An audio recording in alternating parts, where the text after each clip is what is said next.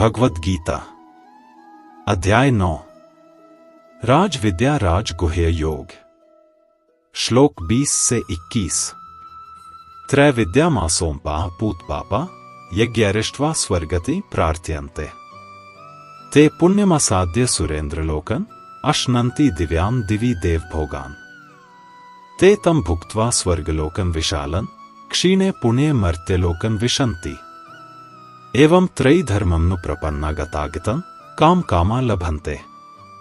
जो लोग तीनों वेदों का ज्ञान रखते हैं, यज्ञ करते हैं, सोमरस का पान करते हैं और अपने पापों को शुद्ध करके स्वर्ग की इच्छा करते हैं, वे अपने पुण्य कर्मों के फल से स्वर्गलोक में पहुंचते हैं और वहां दिव्य सुखों का आनंद लेते हैं।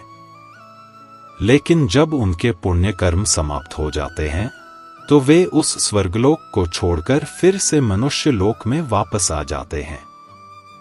इस प्रकार जो लोग केवल वेदों के कर्मकांड पर ही निर्भर रहते हैं, उन्हें बार बार जन्म और मृत्यु के चक्र में आना जाना पड़ता है। अब श्री कृष्ण उन लोगों की बात करते हैं जो वेदों का अध्ययन करते हैं, यज्ञ करते हैं, नियमों का पालन करते हैं और धार्मिक जीवन जीते हैं। श्री कृष्ण स्पष्ट रूप से कहते हैं कि ऐसे लोग शुद्ध होते हैं, उनके कर्म पुण्य देते हैं और उन्हीं पुण्यों के बल पर वे स्वर्गलोक यानी इंद्र के लोक को प्राप्त होते हैं। वहां उन्हें ऐसे दिव्य सुख मिलते हैं जो पृथ्वी के सुखों से कहीं अधिक सुंदर, सहज और आनंददायक होते हैं। लेकिन फिर श्री कृष्ण एक बहुत सूक्ष्म बात की ओर ध्यान दिलाते हैं। इन लोगों की भक्ति में भी एक इच्छा छिपी होती है। उनके मन में यह भाव रहता है कि मैं यज्ञ करूं, नियम निभाऊं ताकि मुझे सुख और स्वर्ग मिले। यह भावना गलत नहीं है, पर यह अंतिम सत्य भी नहीं है। श्री कृष्ण अर्जुन को समझा रहे हैं कि जब तक भक्ति किसी फल या सुख की चाह से जुड़ी रहती है, तब तक आत्मा कर्मों के बंधन में बंधी रहती है। स्वर्ग भले ही सुंदर हो, पर वह भी स्थायी नहीं है। वहां का सुख ऊंचा है, पर वह भी समाप्त हो जाने वाला है।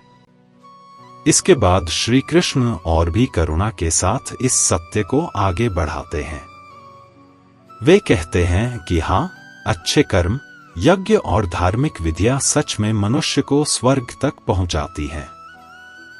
वहां आनंद है, सुविधा है और जीवन पृथ्वी से कहीं अधिक आरामदायक होता है।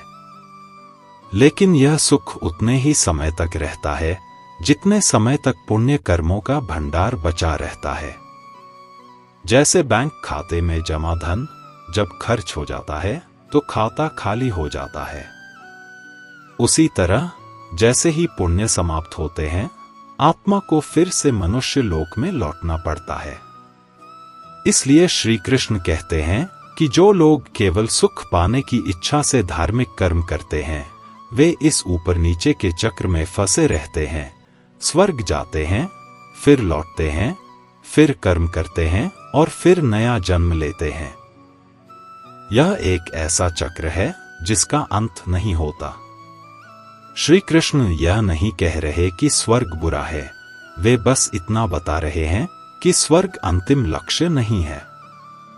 सच्ची शांति सुख भोगने में नहीं, बल्कि उस अवस्था में है जहां लौटना ही न पड़े और आत्मा सदा के लिए मुक्त हो जाए।